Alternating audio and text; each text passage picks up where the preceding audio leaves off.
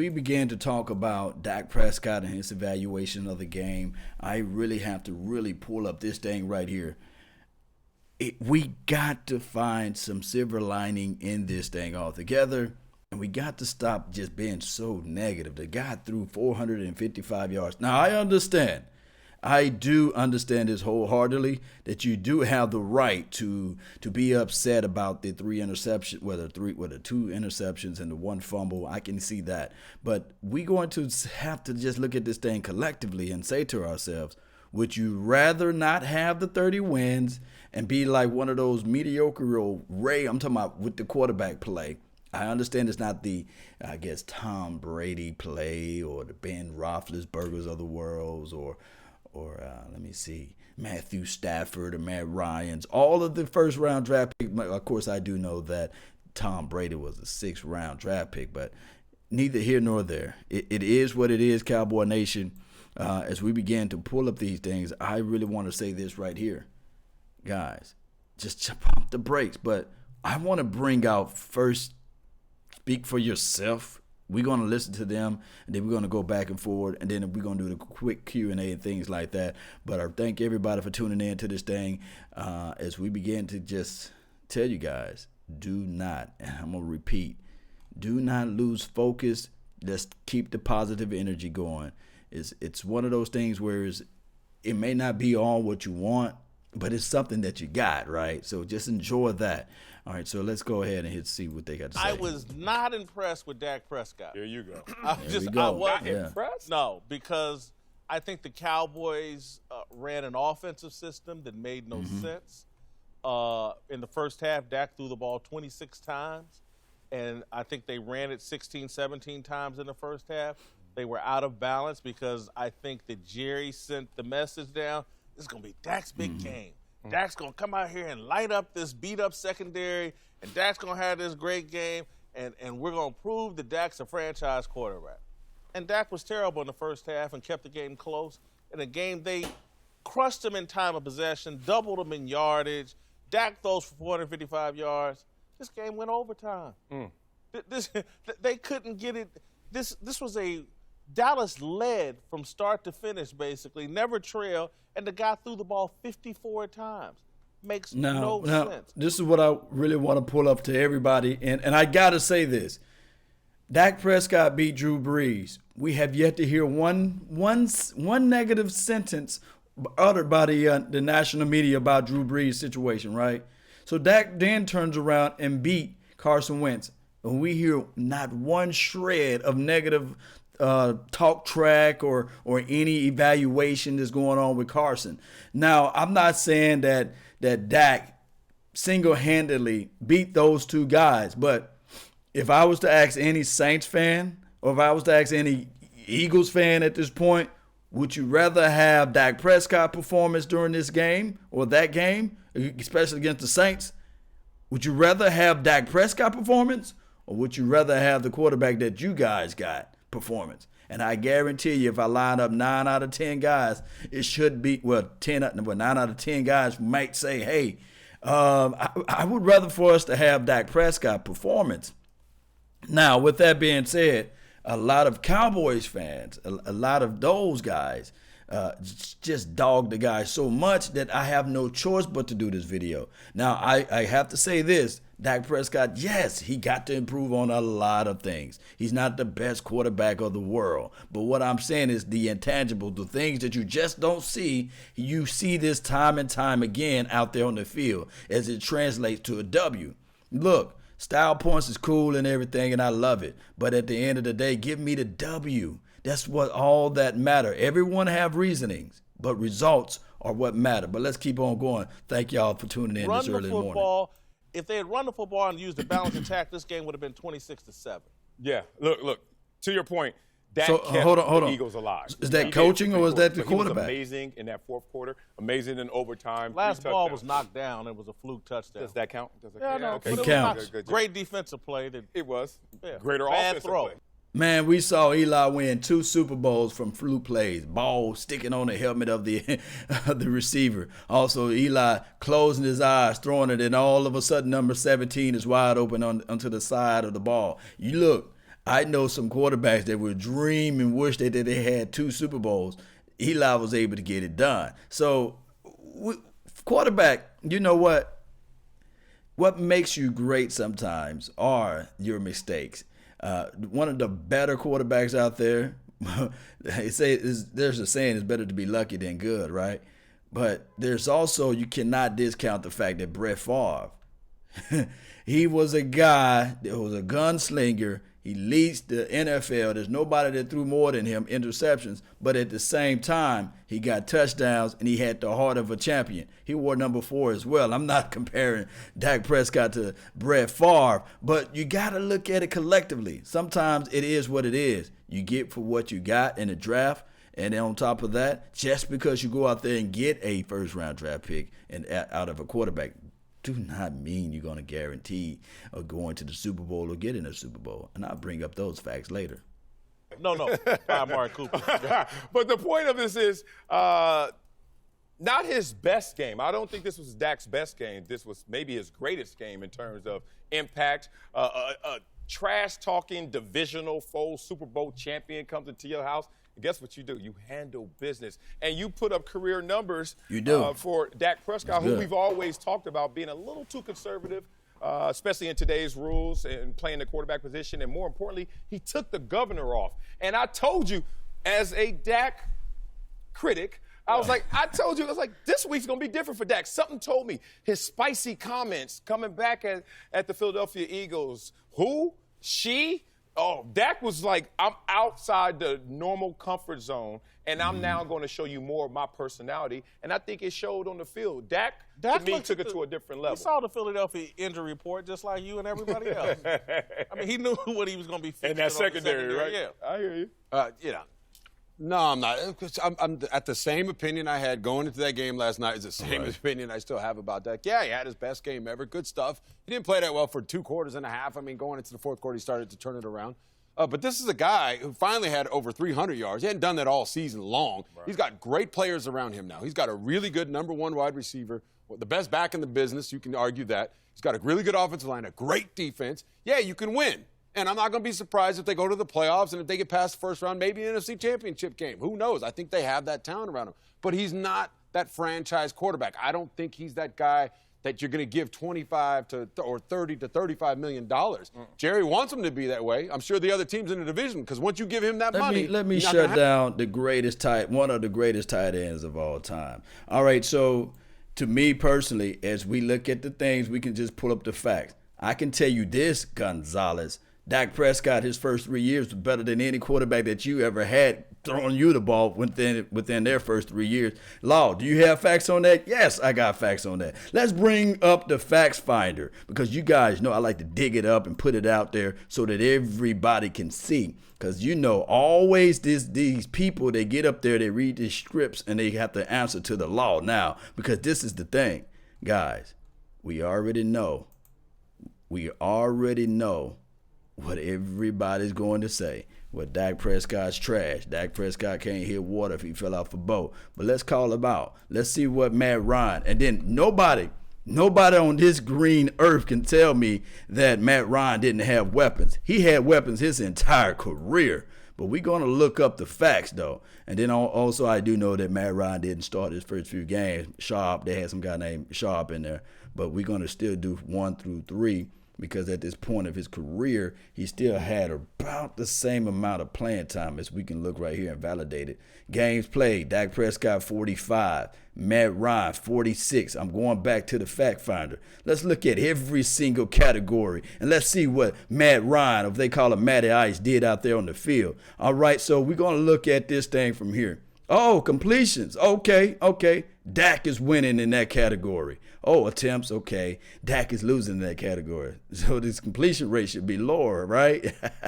So with that being said, oh, snap. Do you guys see that? Is that what your eyes can see? Is that what you can see from here? Can you see the fact that it is right now 224 yards opposed to 218 yards? Is that with your eyes? Okay. Touchdown ratio still the same per game. This is on a per game basis, 1.4. But let me tell you something about the intangibles, the things that you just can't see. Yes, Dak gets a little bit more tackles or sacks or what have you in the backfield. But look at this. He averaging 20 yards a game. The number went down a little bit, but it's 20 yards a game off of 4 attempts. This is close to 3 attempts, and he's only averaging 6 a game. Guys, we have to look at the facts, but let me look at the main ingredients. Let's look at the main ingredient. It's right here. It's right here for your eyes to see. 66.1.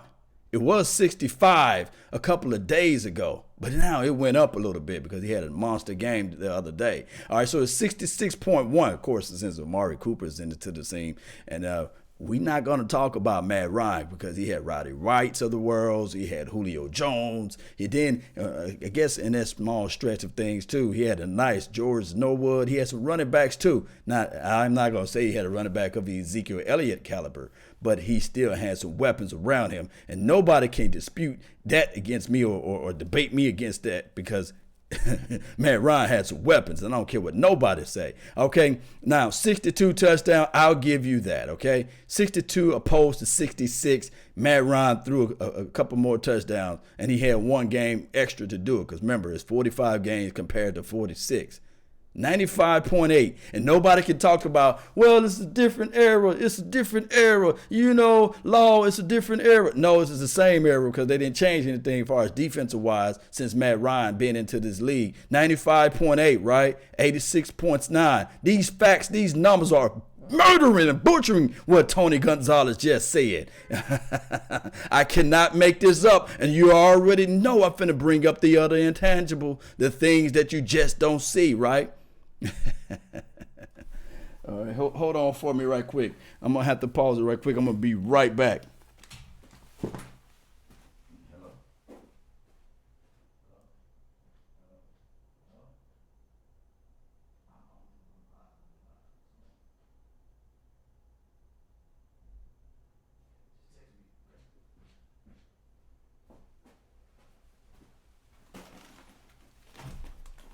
All right, I'm back.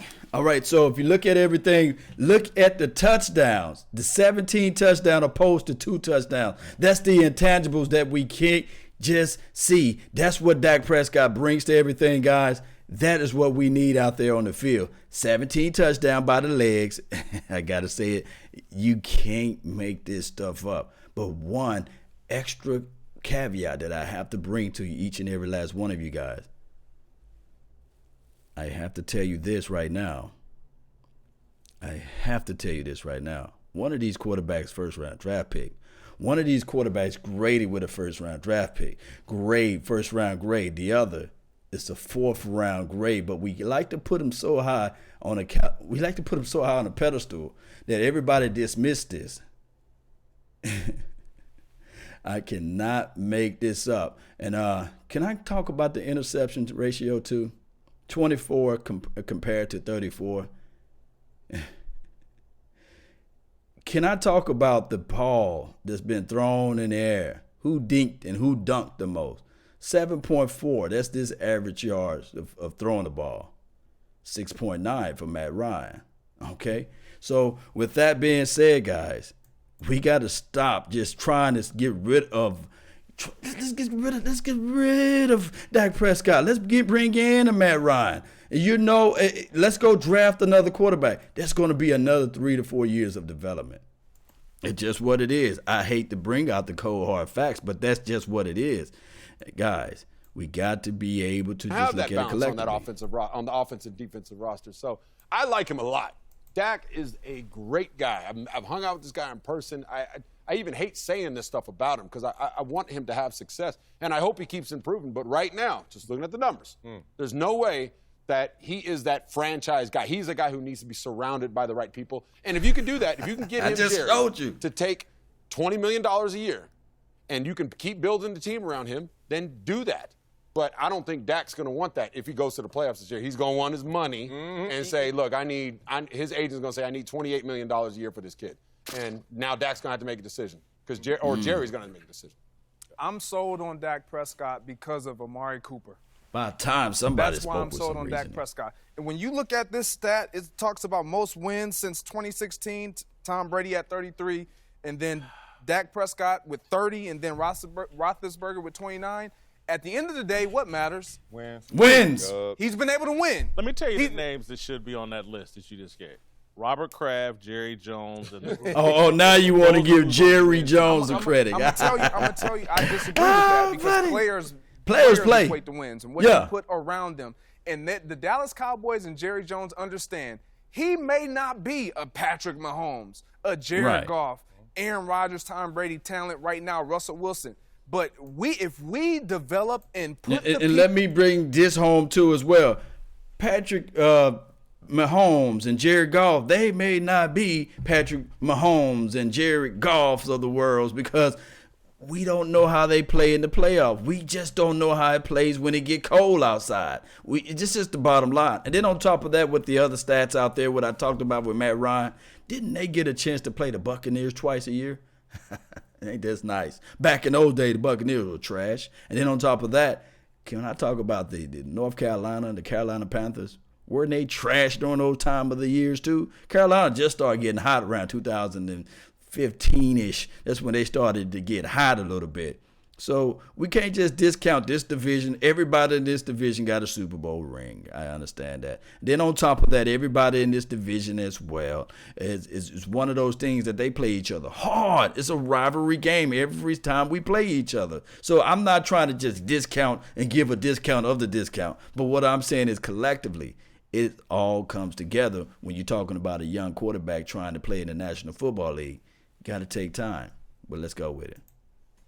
Pieces around him that make him better, that give him more confidence, this is what we can have. And it's been proven to work for them. And I don't think they care about what anybody is saying, specifically us in the media, to where Dak Prescott needs to be this Patrick Mahomes difference maker with all this talent. No, he just needs to not turn the ball over. And when it matters in the fourth quarter, which is what he did yesterday in overtime, make plays and get it into the hands of your playmakers. He's done that. I'm watching that game yesterday, and I'm just so – Dallas's defense is just – it's legit. It's 100%. Totally legit. And I just started thinking – I was like, you know what they should do? They should commit to the Baltimore Ravens 2000 formula. Trent Dilfer just don't screw this up. And instead of this kid throwing the ball 26 times in the first half, let him throw it 12 times, run Zeke, and let your defense carry you. He's a better version of Trent Dilfer.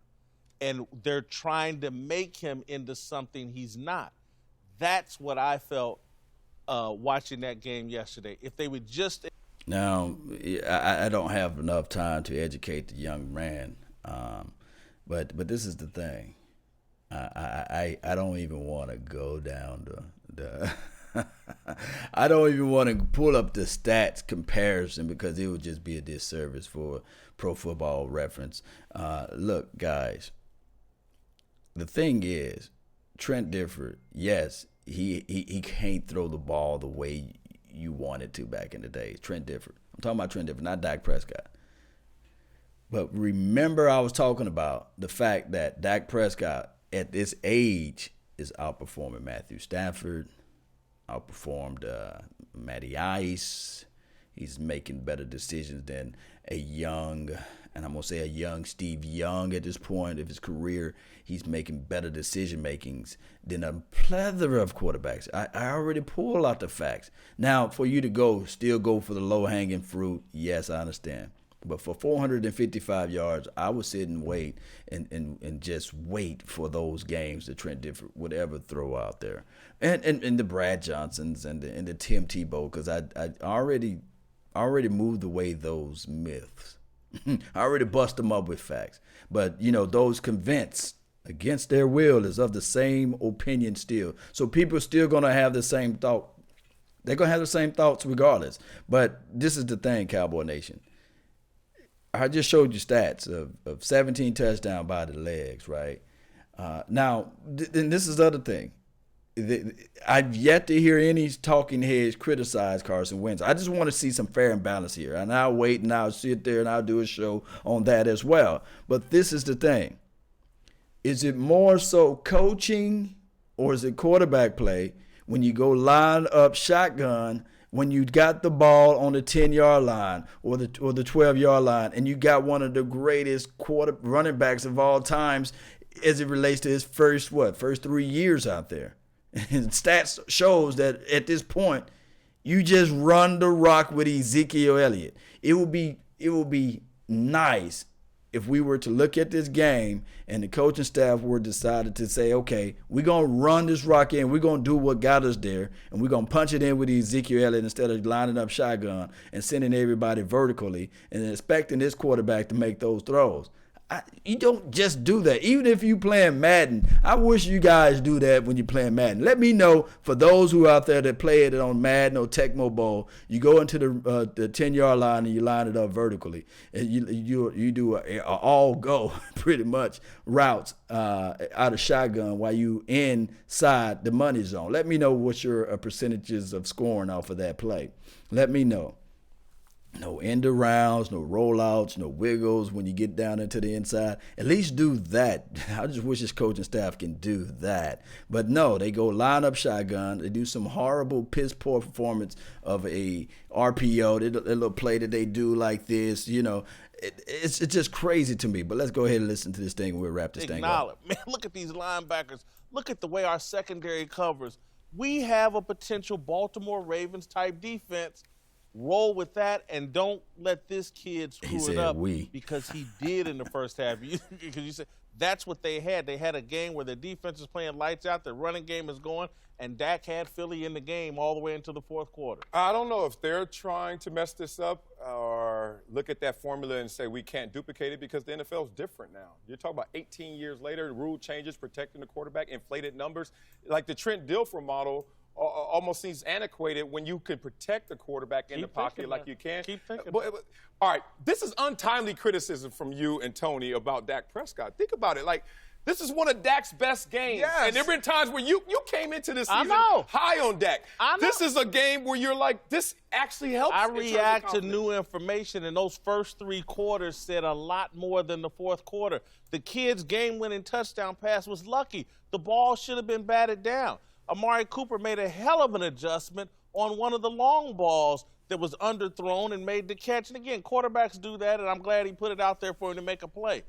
But I'm watching that game for 3 quarters and say, hey, man, just don't screw this up. And he screwed it up for 3 quarters. If they weren't playing Philadelphia, there was a hot mess, they would have lost that game. I'll leave you with this. This is something our boy Max Kellerman used to always tell me. He's like, in terms of untimely criticism, the time to criticize the fat dude is not when he's leaving the gym with the sweaty wristbands. Think about it. He finally did something. You still gonna be on his head? Okay. Like, Dak did something now. This is not the time, y'all. Not the time, baby. I'm sold. Oh, wow. No. I'm going to say this. This is the way I answer it. This is the way I answer it. Because I like Dak. I'm sold on Dak this year. I'm sold on Dak next. If he can, because Jerry. Good job, Jerry. You surrounded this kid with the right talent. So I'm sold on him this year. But eventually you're going to have to make a choice. Because Jerry already said, Amari Cooper's coming after my money, and I'm going to give it to him. Okay? You got to max him out. Then you going to max out those linebackers. You're going to max out the quarterback, too. You got to max that running back out coming up soon. Dak cannot be that quarterback he can't be that franchise quarterback. But I'm sold on it at this point. And going forward, yes. I think they understand that, which is why we have not heard Jerry Jones say, Dak Prescott is coming after that money. No, right. Because they understand. Look, no, son, Dak understands. We need pieces around you to get the best out of you. Now, when you start elevating everybody around you instead of those around you elevating your level of play, then you can call the shots. And that's what I'm saying about Dak right there. I don't think he's not that quarterback right now. Right. Not yet. But this is year 3. Y'all all saying the same thing I'm saying. Y'all just trying to be polite about it. Why raid on the Kid Parade, man? I really appreciate everybody, man, for tuning in to the nation. Why raid on the Kid Parade? We already understand that the guy got he needs some improvement. He needs to work on a lot of things. But give the guy a look of praise with 455 yards. That's hard to do, man. Some of you guys can't even do it on Madden. You know what I mean? So, but it is what it is. I'm talking about John Madden, but it is what it is at this point. Really appreciate each and every last one of you guys for tuning in. Thank those, especially on the Law Nation page. I got Joe, first person in this house, man. Appreciate you. 1985 Nova, second place. Shotty, man, what's good, man? Thank you for tuning in. Third place, fam. Appreciate you. Virginia Finance Regulating. Sarah Green. Hey, lady. And then also on the Law Nation. I can't even speak today. I'm going to I got to have my coffee, man. I didn't even have my coffee yet. Jeremy Shorter, appreciate you. Josh Skinner, the winner, second place. Charles Barnes, third place. Got to step it up, fam. Got to step it up. But this is the thing, Cowboy Nation. All we got to do is win the games that's in front of us. We play against the Colts next week. We're coming up this Sunday. We should figure out a way to just dominate. All we got to do is play our style of football. Don't worry about what they do. And just play our level of football. And on top of that, with Dak Prescott, he can only get better. I do know that everybody say, well, he regressed. Well, you take away this man's weapons. You take away no tight end. You take away. Can you imagine Pat Mahomes or a Goff? They didn't have their tight end. They didn't have a primary or a dominant receiver. What would they be talking about right now? And now we saw some chinks in the armor. Towards the latter part of the year, we're seeing that the Rams struggling against the Chicago Bears. We saw that the LA Rams I meant to say the Chiefs, although they won against the Ravens. One can argue the fact if the Ravens played a little bit more crispier game, then they could have been holding an L as well. So we see the flaws in other teams. We see that. It's all about what you can do when you have the weapons around you. Amari Cooper elevated this whole entire team.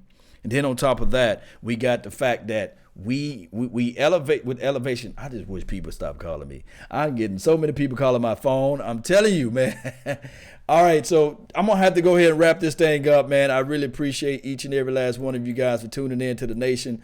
Don't forget to hit that like button, share this content, subscribe to the channel, and I'm going to get on out of here since everybody want to call me on my personal phone right now. Let me just get on out of here. Yes. Let's go, Cowboy Nation. Hit that subscribe button. And remember, you're listening to nothing, and I mean absolutely nothing, but the best. Salute.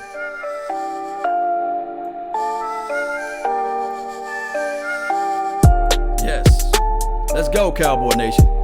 Let's stay positive, man. It's still Victory Tuesday now. We moved Victory Monday to Victory Tuesday. We can start focusing on the Colts Wednesday, hump day, all day, right? Let's do this thing, baby. Hit that subscribe button. Join the notification squad. Yes, let's go.